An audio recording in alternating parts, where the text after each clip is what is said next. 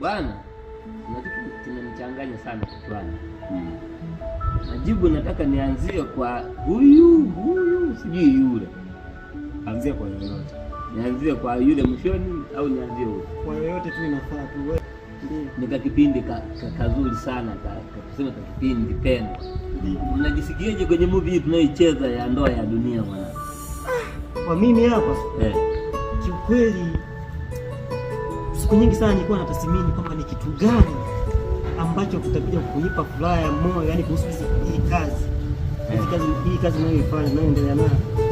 Ila kwenye hii Ndoa ya Dunia sasa niliyoingia, kiukweli najisikia faraja ya moyo wangu. Yaani nahisi hapa ndio mahali ambapo yani moyo wangu sasa nimepumzika. Sasa ile jambo ambalo nilikuwa najiuliza muda mrefu kwamba jamani nifanyeje ili angalau tuonekane na sisi kuwa tumefanya kitu cha bora na cha thamani sana kabisa na chenye elimu kabisa kwa watu.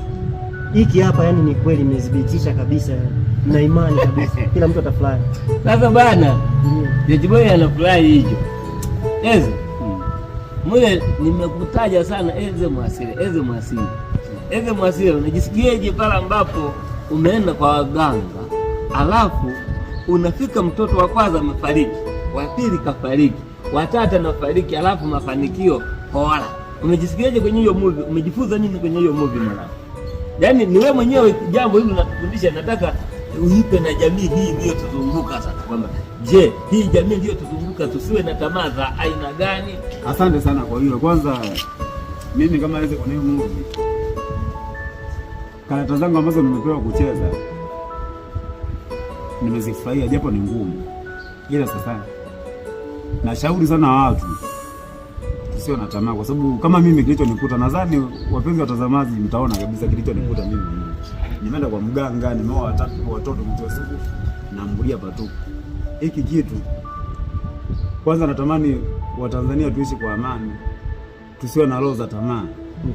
Kwa sababu hizi ni tamaa kwenda kutaka mimi madaraka niwe mchungaji, nisijue yule mchungaji pale amewekwa na nani. Najua mchungaji amewekwa na Mungu, hata tamaa zangu za haraka ndio zije kuniponza kwa kupoteza watoto ambao nilikuwa nao, alafu nilikuwa nawapenda. Kwa hiyo jamani, wapenzi watazamaji, sisi bwana tupo na nyie sana. Najua umetuona sana mtandaoni, kuna vitu tulikuwa tunafanya tofauti, hapo vilikuwa vya tofauti. Na hiki kitu najua ni chuma. Hebu kwanza jiulize kitu kinaitwa Ndoa ya Dunia. Umeisikia Ndoa ya Dunia wewe? Sasa kwa hii kuna kitu fulani bwana, kuna mtu ambaye sijamtaja. Yeye ndo najua atatufungia. Sasa nataka aupige mwingi. Unafikiri ni nani lakini? Tish. Hebu sema Tish. Kwanza wewe najua ni mtu mkubwa. Sema. Mambo vipi watazamaji wetu?